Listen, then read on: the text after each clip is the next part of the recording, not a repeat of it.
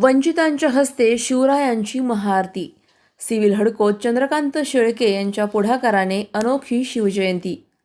शिवरायांचे स्वराज्य हे खऱ्या अर्थाने रयतेचे राज्य होते। हाच विचार समोर ठेवून नगरमधील सिव्हिल हडको परिसरात छत्रपती शिवाजी महाराज यांची जयंती अत्यंत आगळ्यावेगळ्या पद्धतीने साजरी करण्यात आली।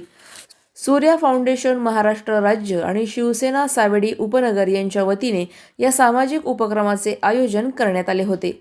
नेहमीच्या सोहळ्यांपेक्षा वेगळेपण जपत यावेळी कुष्ठधाम येथील कुष्ठरुग्णांच्या हस्ते छत्रपती शिवाजी महाराजांची महाआरती करण्यात आली। समाजातील दुर्लक्षित आणि वंचित घटकांना सन्मान मिळवून देणे हा यामागचा मुख्य उद्देश होता। जय भवानी जय शिवाजीच्या घोषणांनी यावेळी संपूर्ण परिसर दुमदुमून गेला होता। या उपक्रमाचे मुख्य आयोजक आणि शिवसेना ओबीसी सेलचे जिल्हा प्रमुख चंद्रकांत शेळके यावेळी म्हणाले की शिवरायांचे स्वराज्य हे सर्वसामान्यांसाठी होते। समाजातील शेवटच्या घटकापर्यंत आदर आणि सन्मान पोहोचवणे हीच महाराजांना वाहिलेली खरी आदरांजली आहे। आरतीनंतर उपस्थित सर्वांना आणि परिसरातील नागरिकांना अल्पोपहाराचे वाटप करण्यात आले।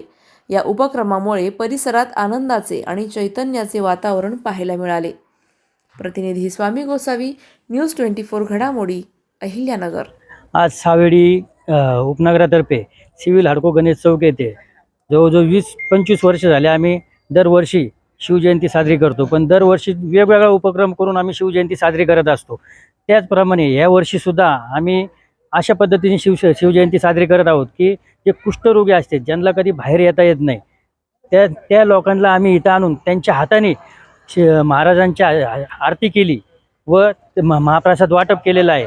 हेच दरवर्षी आम्ही साजरं करणार आणि जे कोणी करू शकणार नाही, कारण की हे असं करायला सुद्धा, कारण की काय होतं, दरवेळेस कोणीतरी नवीन पुढारी आणायचा, त्याच्या हाताने हार घालायचा, ते हार घालून निघून जातो। पण त्यापेक्षा एखाद्या गरीबातला गरीब जे असेल त्याच्या हाताने जर शिवाजी महाराजांना हार घातला तर ते आपण जे म्हणतो ना, शिवाजी महाराजांनी स्वराज्यासाठी केलं तसं आपण शिवाजी महाराजांसाठी काहीतरी केल्यावानी असं आपल्याला आज जाणीव होती। त्यामुळे मी सर्वांना शिवजयंतीच्या हार्दिक शुभेच्छा देतो।